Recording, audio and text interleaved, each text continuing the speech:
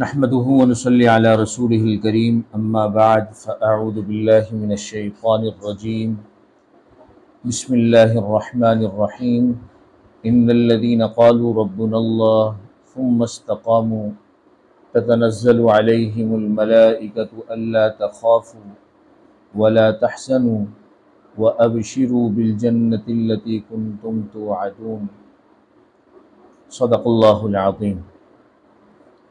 ان الذین، بے شک جو لوگ، قالو اقرار کر لیا انہوں نے، ربنا اللہ ہمارا رب اللہ ہے، ثم استقاموا پھر اس پر ڈٹ گئے، تتنزل علیہم الملائکہ ان پر فرشتے اتریں گے، اللہ تخافوا کہ تم اندیشہ نہ کرو، ولا تحزنوا اور غم مت کرو، وابشروا بالجنۃ التی کنتم توعدون اور تم جنت پر خوش رہو، جنت کی خوشخبری دی جائے گی، جنت پر خوش رہو، التی کنتم توعدون جس کا تم سے پیغمبروں کے ذریعے وعدہ کیا گیا تھا۔ نحن اولیاؤکم فی الحیات الدنیا وفی الآخرہ اور ہم تمہارے رفیق ہیں، تمہارے والی ہیں دنیا کی زندگانی میں اور آخرت میں، وَلَكُمْ فِيهَا مَا تَشْتَهِي أَنفُسُكُمْ وَلَكُمْ فِيهَا مَا تَدَّعُونَ اور تمہارے لیے اس جنت میں جس چیز کو تمہارا جی چاہے گا موجود ہوگا، وَلَكُمْ فِيهَا مَا تَدَّعُونَ اور نیز تمہارے لیے اس میں جو مانگو گے موجود ہوگا، نزلا من غفور الرحیم یہ بطور مہمانی کے ہوگا غفور رحیم کی طرف سے۔ اس آیت کریمہ میں اللہ رب العزت نے پوری شریعت کو دو الفاظ میں بیان کیا ہے، پوری شریعت اور اس پر عمل پیرا ہونے کو اللہ رب العزت نے دو الفاظ میں بیان فرمایا، اور لوگوں کی صفات کے طور پر بیان کیا کہ جن لوگوں میں یہ صفت ہوگی، یہ دو صفات جن لوگوں میں ہوں گی تو اللہ رب العزت جو ہے بھائی پھر اس کا انعام تفصیل سے بیان کر، اور پوری شریعت اس کے اندر آ گئی کہ قالوا ربنا اللہ، جن لوگوں نے اللہ کو اپنا رب مانا، قالوا ربنا اللہ، اللہ ہمارا رب ہے۔ اب یہاں پر دیکھیں، یہاں لفظ اللہ کو کے لیے ربوبیت کو ثابت کرنے کے لیے کہا گیا، اس سے پتہ چلتا ہے کہ لفظ اللہ اللہ رب العزت کا ذاتی علم، ذاتی نام ہے، اور اس کے علاوہ جتنے نام ہیں وہ صفاتی نام ہیں۔ تو جو لوگ یہ کہتے ہیں کہ اللہ ہمارا رب ہے، رب کسے کہتے ہیں بھائی؟ رب کہتے ہیں جو بتدریج کسی چیز کی پرورش کرے، اسے پالے اور اسے انتہا تک پہنچے۔ ہماری نماز میں کیا پڑھتے ہیں بھائی؟ الحمدللہ رب العالمین، تمام تعریفیں اس رب، اس اللہ کے لیے ہیں، للہ، اس اللہ کے لیے۔ آگے کیا بھائی؟ رب العالمین، جو کیا بھائی تمام جہانوں کا پالنے والا اور تمام جہانوں کا بتدریج پالنے والا۔ انسان جب پیدا ہوتا ہے تو سب سے کمزور حیت میں پیدا ہوتا ہے، بعض دفعہ تو بچہ دیکھ نہیں سکتا، اس کی آنکھیں بند رہتی ہیں، پھر اس کے بعد اسے کچھ بھی نہیں آتا سوائے رونے کے، اور بغیر لباس کے پیدا ہوتا ہے،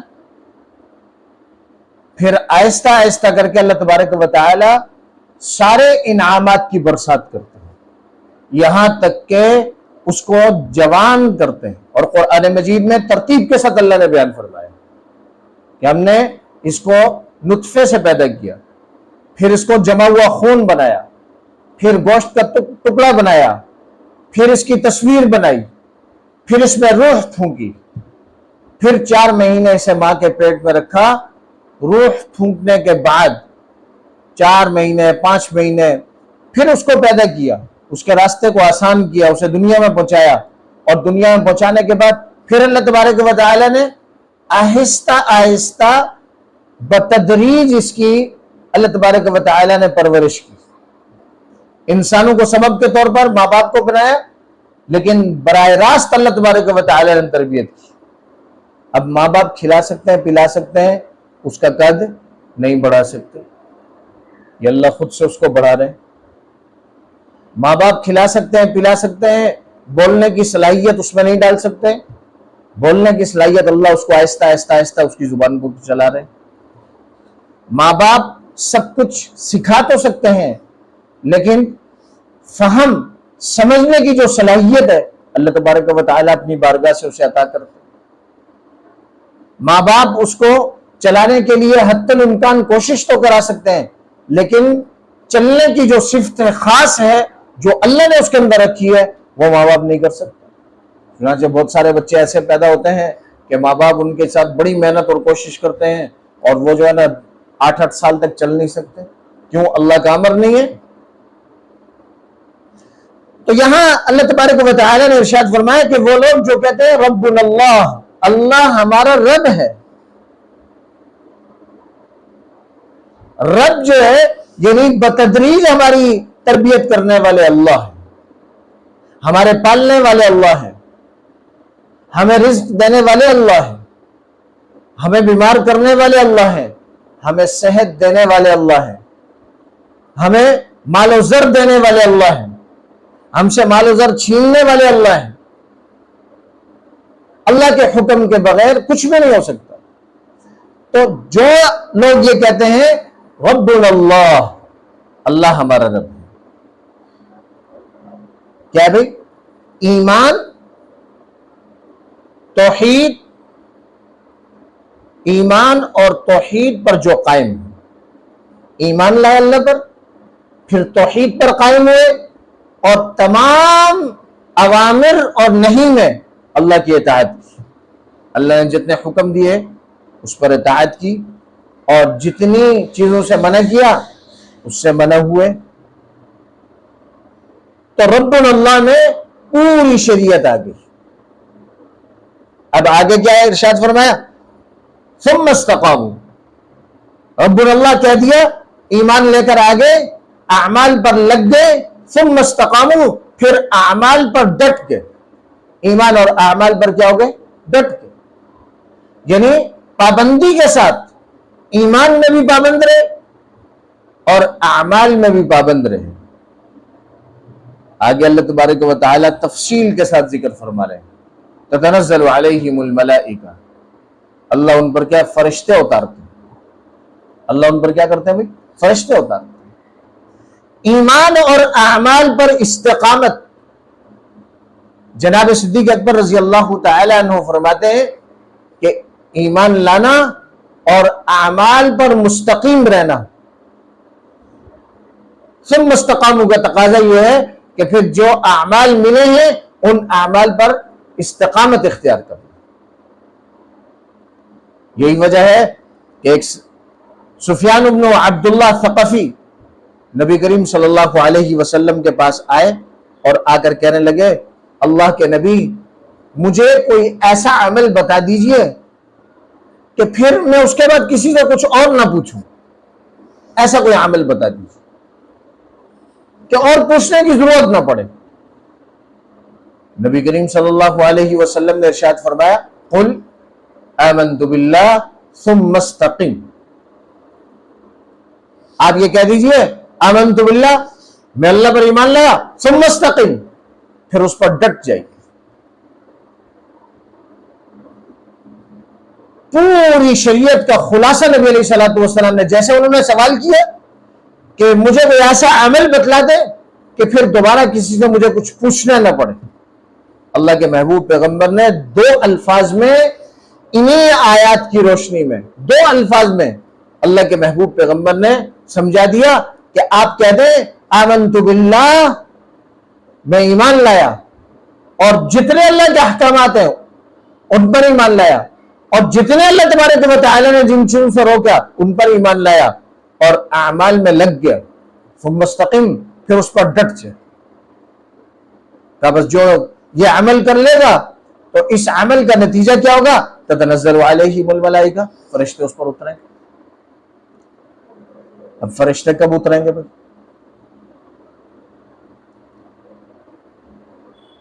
اگر کوئی شخص صحابہ کرام والی صفات اپنائے گا تو ہر مشکل میں فرشتے اتریں گے۔ غزوہ بدر آیا، 313 صحابہ کرام ہیں، نہتے ہیں، لڑنے کے ارادے سے بھی نہیں آئے، اور ادھر سے 1000 کا لشکر تیار ہو کر مقابلہ کرنے کے لیے آیا۔ اللہ تبارک و تعالی نے پہلے 3000 فرشتے بھیجے، پھر 5000، جس کا ذکر اللہ تبارک و تعالی نے چوتھے پارے کے شروع میں فرمایا، تتنزل علیہم الملائکہ۔ ایمان اور اعمال پر استقامت اختیار کریں گے تو اللہ کے ملائکہ اور فرشتے اتریں گے۔ بعض مفسرین فرماتے ہیں کہ فرشتوں کا اترنا موت کے وقت ہے، اور بعض فرماتے ہیں کہ فرشتوں کا اترنا محشر کے وقت ہے، حشر کے میدان کے وقت، اور بعض علماء کرام فرماتے ہیں کہ 3 مواقع پر فرشتے اترتے ہیں، موت کے وقت، قبر میں، اور حشر میں۔ انسان اگر ایمان اور اعمال پر استقامت اختیار کرتا ہے تو اس کی موت کے وقت جو ہے فرشتے آتے ہیں اور بڑے اعزاز اور اکرام کے ساتھ اس کی روح کو اعلیٰ علیین کی طرف لے جاتے ہیں۔ اور اگر انسان ایمان اور اعمال میں سستی دکھاتا ہے، اگر ایمان میں سستی دکھائی، ایمان والا نہیں ہوا، تو پھر تو یقینی طور پر اس کی روح نکالنے والے جو فرشتے ہیں وہ فرشتے آئیں گے اور اسفل سافلین، نیچے اس کی روح کو لے جائیں گے اور بہت خوفناک شکل میں ہوں گے۔ اللہ تبارک و تعالی نے اس کا تذکرہ 25ویں پارے کے نصف میں فرمایا، وَمَن يَعْشُ عَن ذِكْرِ الرَّحْمَنِ نُقَيِّضْ لَهُ شَيْطَانًا فَهُوَ لَهُ قَرِينٌ۔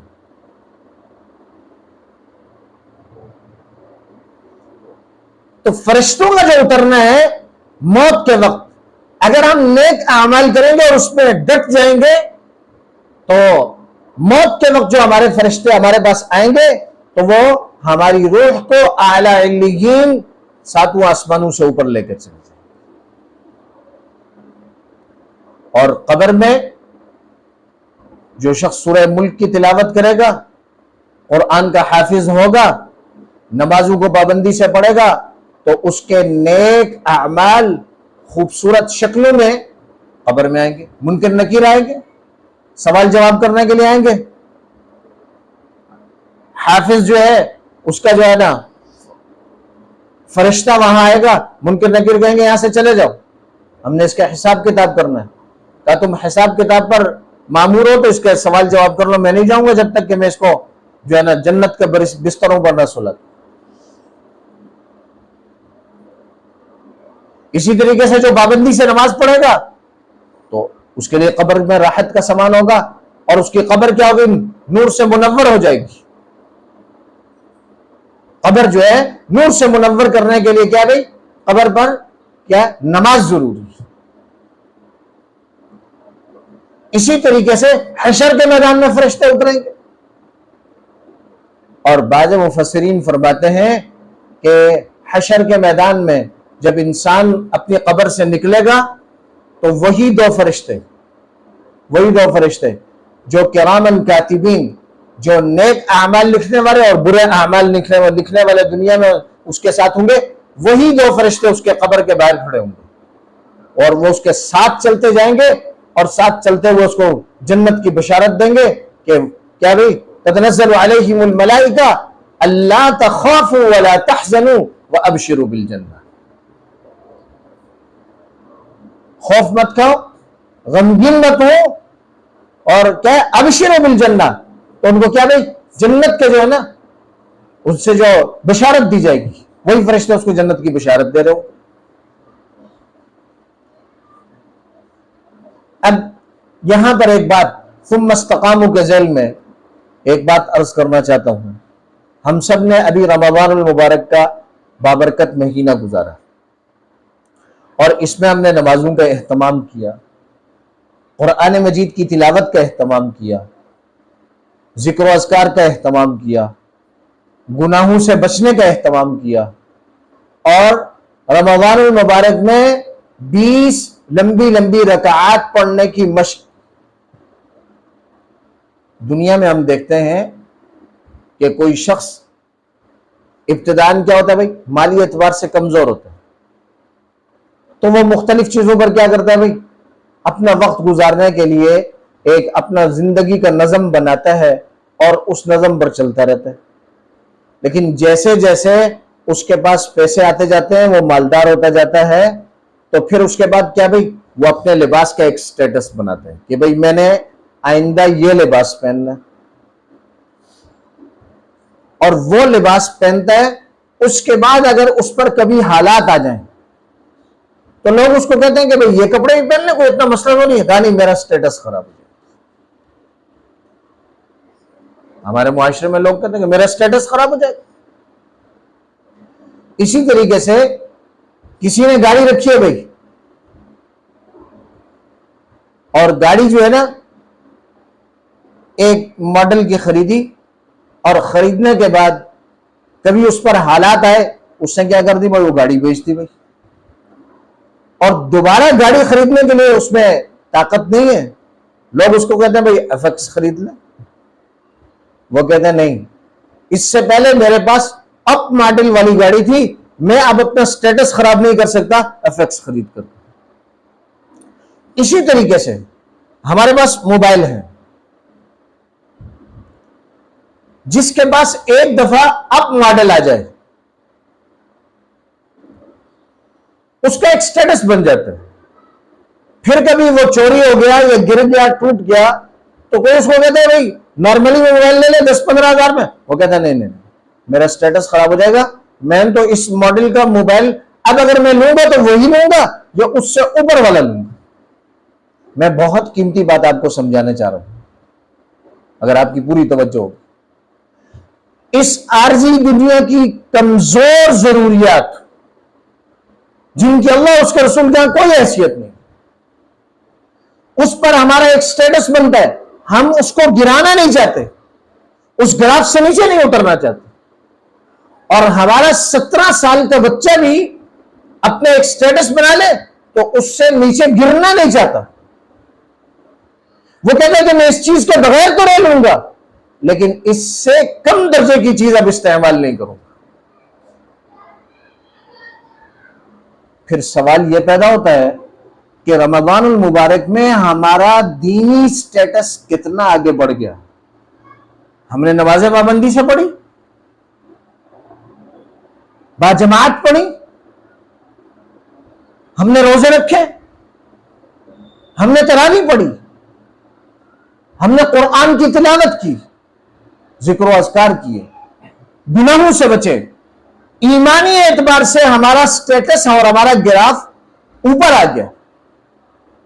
جب ہم دنیا کے اعتبار سے اپنا سٹیٹس اور گراف گرانا نہیں چاہتے تو پھر سوال یہ پیدا ہوتا ہے کہ یہ جو ایمانی اور اعمالی سٹیٹس جو ہمارا رمضان میں بلند ہوا، کیا یہ اتنی کمزور سی چیز ہے کہ اب ہم نماز بھی نہ پڑھ کر پریشان نہیں ہو رہے،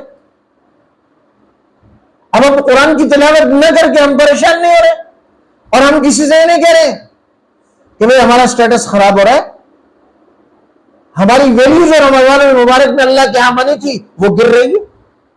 دنیا کے اعتبار سے تو ہمیں اپنے سٹیٹس کا خیال ہے، اپنے گراف کا خیال ہے.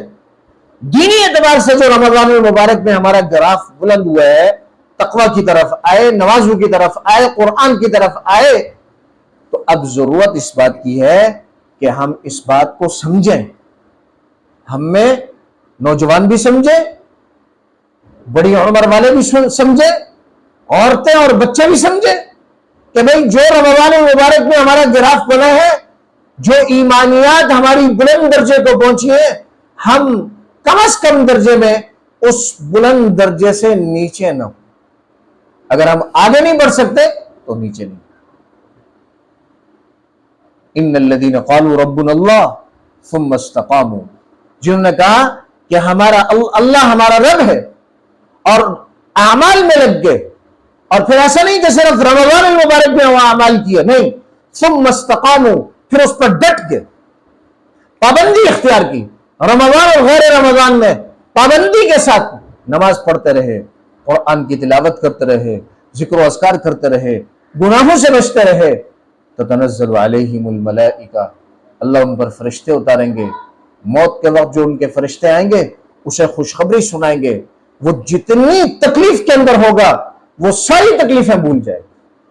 جب فرشتہ آ کے اسے جنت کی خوشخبری دے گا، جب فرشتہ آ کے اسے کہے گا اللہ تخافوا ولا تحزنوا، غم مت کھاؤ، خوفزدہ مت ہو، تمہارے لیے تو اللہ نے وہ ٹھکانہ، اسے موت کے وقت ہی اس کا ٹھکانہ دکھا دیا جاتا ہے اور وہ بہت مطمئن مرتا ہے۔